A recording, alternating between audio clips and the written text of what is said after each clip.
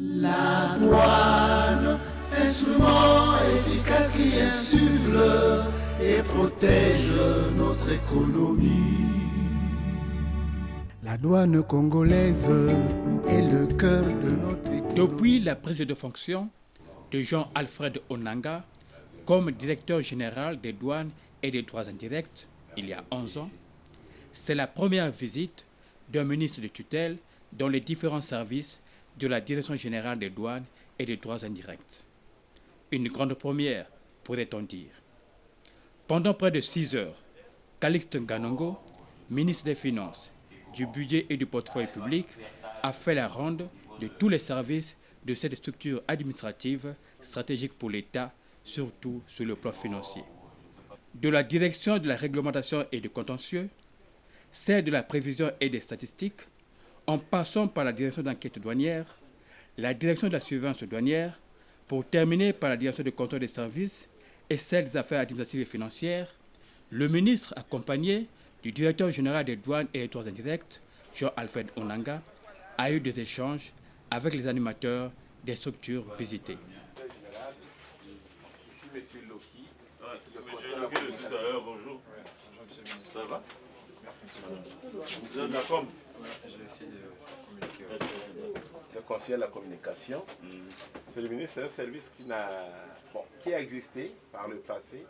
Quand votre prédécesseur est arrivé, en révisant l'organigramme, il n'a pas vu l'utilité du service de communication. Nous avons trouvé ça quand même maladroit. Je vous l'avoue, nous avons ressuscité ce service en faisant une série de communication. Et c'est quand même un cas de qu'il année. J'ai fait de lui conseiller à la communication. Parce que de nos jours, avec les réformes, ne pas communiquer, c'est suicidaire. Exactement. Donc voilà l'existence du conseiller de cette série de communication qui est animé par M. Loki. Et il a assisté des hommes de métier qui nous assistent, parce qu'il faut vraiment davantage communiquer avec toutes les réformes. Les hommes de métier, quel par exemple, M. Loki? J'ai des membres de la cellule communication qui ont été chargés par le DG de m'assister. Ils sont 5 et quelques journalistes qui sont comme des partenaires. Jean-Pierre Goma, voilà, au Salé. L'émission Économie en marche. Voilà, Rodrigue Morapinda qui nous assiste en cas de besoin. Quand nous avons mais nous pouvons vous poursuivre. Enfin, je dis nous. Oui. L'économie en marche, c'était une idée de la SNPC. C'est une bonne idée, nous avons... Maintenant, je suis au ministère, je peux... Monsieur le ministre, je voudrais vous partager donc nos dernières communications. Très bien. Dans le cadre de la communication des douanes, ça c'est l'avant-dernier numéro, c'est le tout dernier. Celui de Madingo. Voilà. Non, Madingo n'est pas encore sorti, mais on a quand même parlé de Madingo dans le projet. Oui. Et puis nous avons... Ceci, c'est nos DVD qu'on a réalisés à Madingo par rapport à l'activité qu'on y a menée. Et puis, c'est juste des dépliants pour expliquer aux Congolais et aux importateurs quels sont les documents exigibles lors du développement d'une marchandise selon les différents modes de transport. Par bateau, avion, train, camion. Voilà. C'est pas pour critiquer, mais c'est très luxueux. C'est un journal d'entreprise. Ah oui, mais il faut bien. Très luxueux. Voilà, nous vendons une image de notre maison, monsieur le ministre. Merci, monsieur le ministre. C'est rare d'entendre ça. Vous savez bien que les ressources humaines constituent le maillon le plus faible de chaque administration.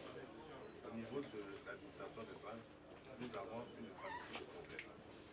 Et nous aurons certainement le temps. Mais ça tombe bien parce que c'est ce qu'on était en train de dire avec les chefs. Il faut soulever tous les problèmes. On gagnerait à se remettre en question. Il faut les soulever. On les critique aussi, ces problèmes. Et on fait des projections pour les améliorer. Il n'y a pas de honte à ça. Autant j'admire votre courage devant SDG et tout. Parce que vous dire tout de suite ça ne va pas. C'est parce que ça ne va pas. J'espère que vous n'en faites pas. Non, pas du tout, monsieur le ministre.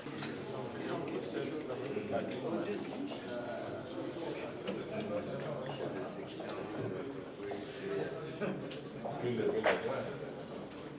Chef de section des entreprises.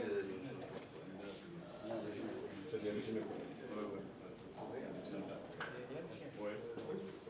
Mais le fait est que ces gens-là en partant, comment ils régularisent? Par exemple, en fin de chantier, lorsqu'ils étaient en été, comment ils régularisent? Il y a effectivement trois possibilités.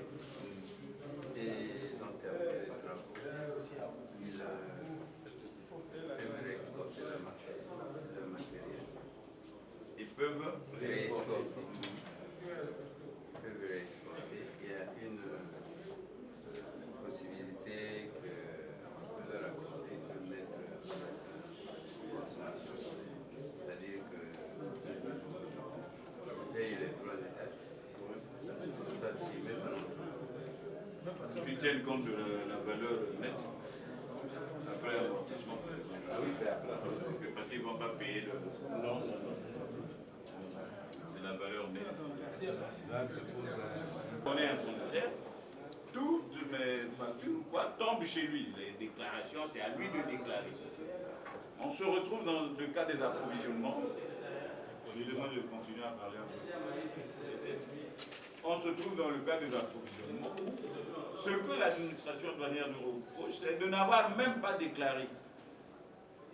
C'est souvent arrivé le DG. Même pas déclaré. Alors que nous savons qu'on est abonné à quelqu'un qui est là, qui a l'agrément,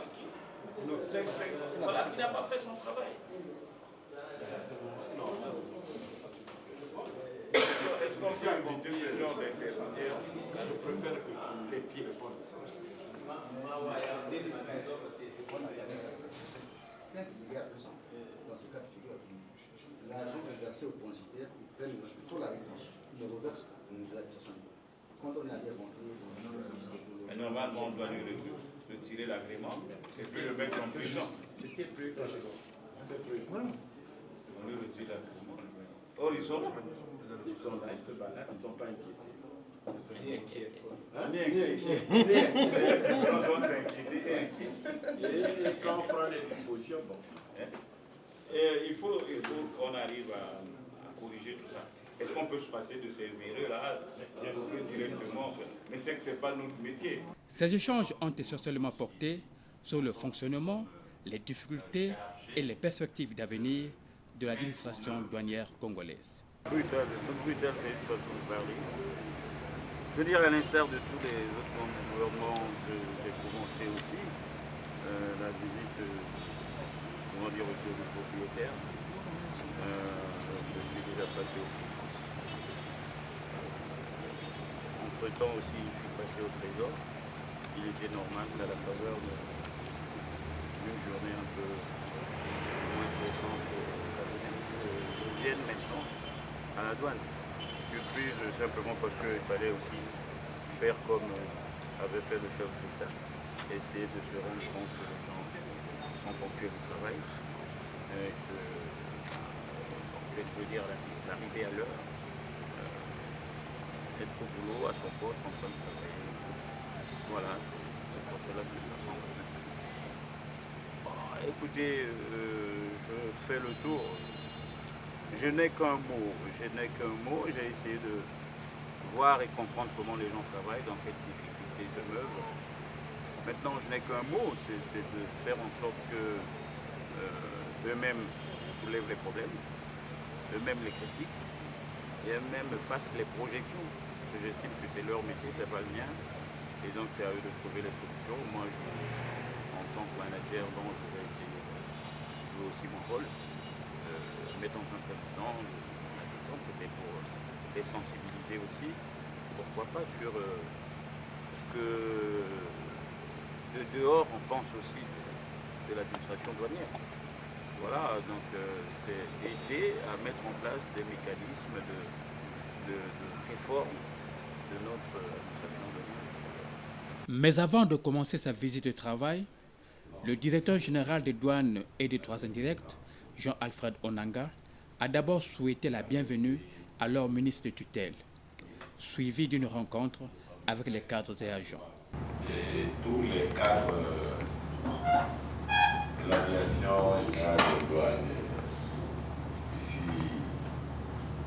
présent vous souhaite la bienvenue parmi nous. Et permettez que je puisse vous l'avouer.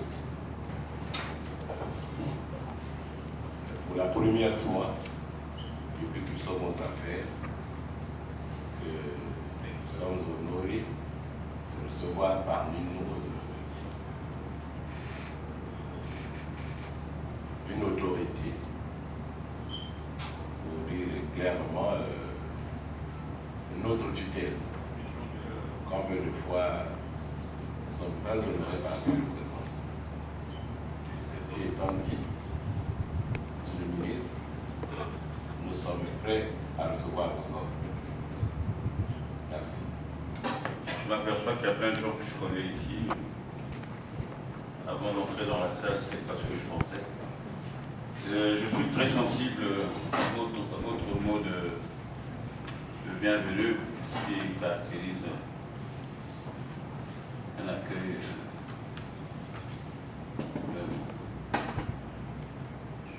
fraternel, professionnel aussi, mais d'abord fraternel.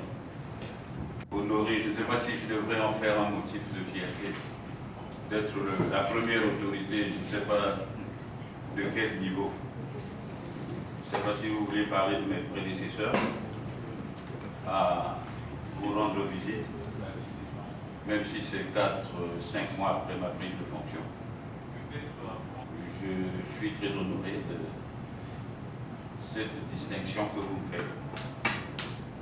Ceci veut simplement dire que j'ai moi aussi une quête, celle-ci que ensemble, je dis bien ensemble parce que je viens vous voir parce que le métier de douane c'est pas le mien. Vous en êtes les dépositaires et donc en tant que membre du gouvernement, j'ai peut-être une touche à apporter. Mais je voulais insister sur le fait que c'est ensemble que nous devrions conjuguer la science qui est la vôtre en tant que métier et le management qui est le mien en tant que chef du département des finances. Nous le ferons ensemble parce que tout seul, je ne pourrais rien. Je ne viens donc pas avec l'intention de dire que je vais apporter des solutions à tout. Nous sommes, pour emprunter l'expression de l'heure, au début de la rupture, et c'est donc nous tous ici, ensemble, qui sommes chargés de mettre en œuvre cette rupture. La rupture, pourquoi? Parce que je suis descendu en premier lieu d'abord à Aérofinance, ensuite au Trésor. Le maître mot, c'était de savoir si ça marchait bien. Bon. Chacun avec les mots, avec ses mots, m'a dit que ça va. Je veux par là dire qu'aux finances, on m'a dit que ça va. Au Trésor, on m'a dit que ça va. Je vais vous poser la même question ici. Je présume que vous allez me dire que à la douane, ça va. Bah, comme je vous ai dit, moi je ne suis pas du métier, je viens aussi de la rue. Je suis de la rue. Pas seulement à la douane. Aux finances, nous dans la rue, on sait que ça ne va pas. Au Trésor, dans la rue, nous savons que ça ne va pas. À la douane, dans la rue, M. DG, nous savons que ça ne va pas. Donc, entre notre ça ne va pas et votre ça va, on trouvera le juste milieu pour que ça aille, en fait. C'est ça, c'est de ça qu'il s'agit, la rupture en question. Pas d'avoir des appréhensions particulières en se disant, comme j'ai pu entendre dès le début, que la visite du ministre outre qu'elle a déjà fait écho au Trésor, ou je ne sais pas trop pourquoi et comment, là, elle va faire date au niveau de la douane. Je ne vois pas aussi en quoi elle devrait faire date. Si elle fait date, eh bien, ça sera peut-être, comme j'ai dit tout à l'heure, par rapport à ce que nous avons décidé de faire ensemble. Si nous échouons, nous échouerons ensemble. Nous avons dû, avant même la visite, essayer de prendre quelques mesures dont on sait aujourd'hui qu'elles ont fait quelques roues vite aplanis déjà entre nous. Bon, peut-être avions-nous commis des petites erreurs d'appréciation, vous savez, les textes. Ça va avec l'interprétation, souvent de chacun. Chez nous, je ne sais pas quel article de l'ancienne Constitution posait problème. Je sais que les problèmes d'interprétation sont toujours très très difficiles. Très très difficiles. Chacun, en fonction de ses intérêts, peut trouver que tel article, je l'arrange de telle manière. Celui qui a fait va dire non, je ne l'avais pas fait de telle manière. Je visais, en tout cas dans l'esprit, je visais tel effet. Il se trouve que dans la lettre, peut-être que ça donne lieu à beaucoup de controverses. Mais là n'est pas le problème.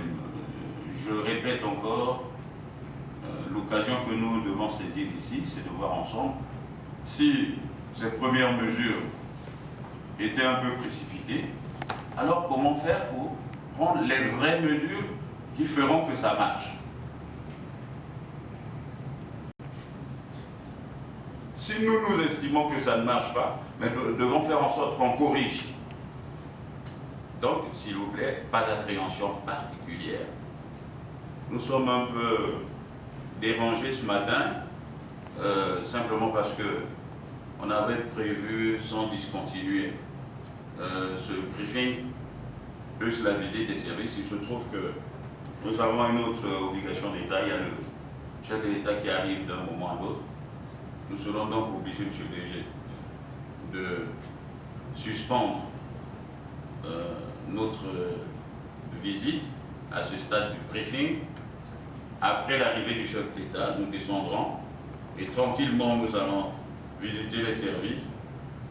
Alors, à l'ensemble des cadres ici présents, il ne faudrait pas forcément...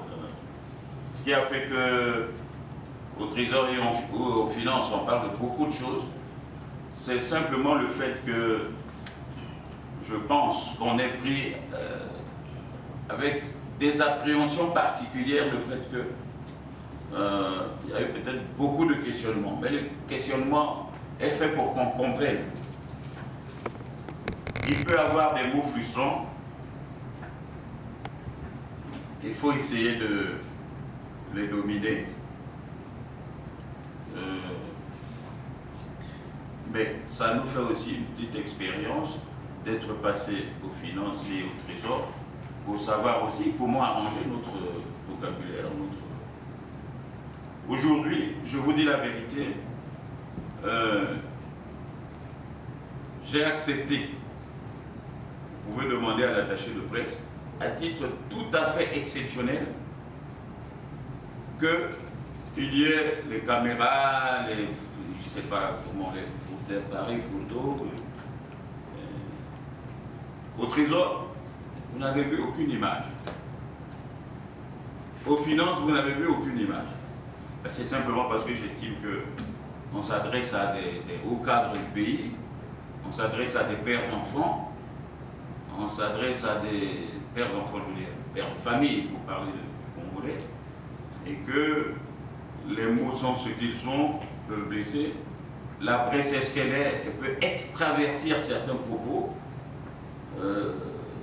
Une phrase n'a de sens que lorsqu'elle va jusqu'au bout. Lorsqu'on la prend en milieu, on peut la prendre à revers et ça fait chavirer tout ce qui est bien. Aujourd'hui donc j'accepte que les caméras soient là. Donc ne vous offusquez pas des questions parce que j'en pose beaucoup.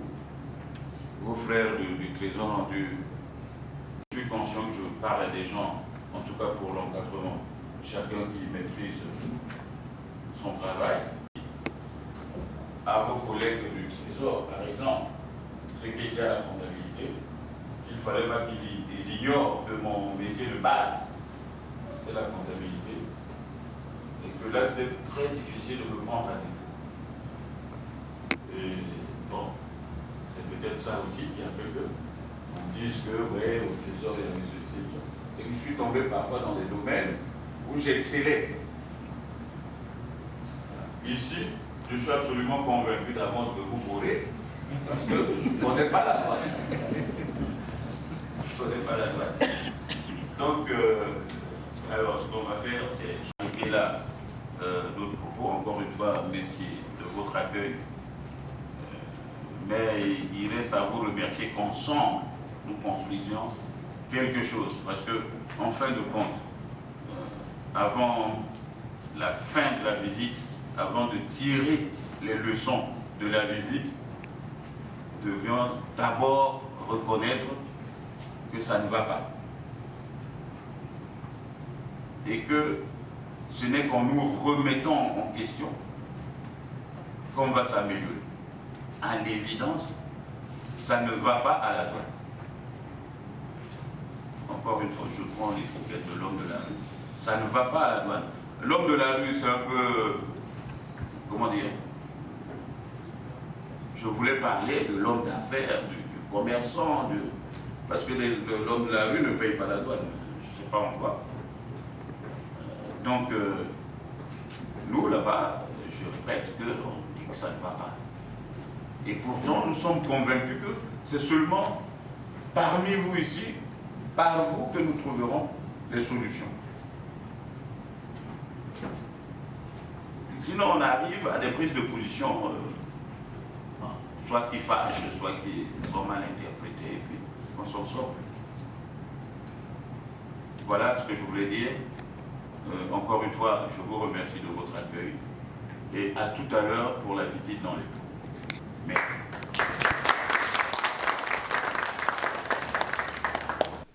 Pendant cette descente de travail, dans les structures de la Direction générale des douanes et des droits indirects, le ministre des Finances, du Budget et du Portefeuille public, Calixte Nganongo, était accompagné d'une forte délégation des membres de son cabinet.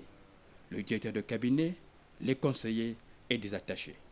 La douane, instrument efficace qui insuffle et protège notre économie.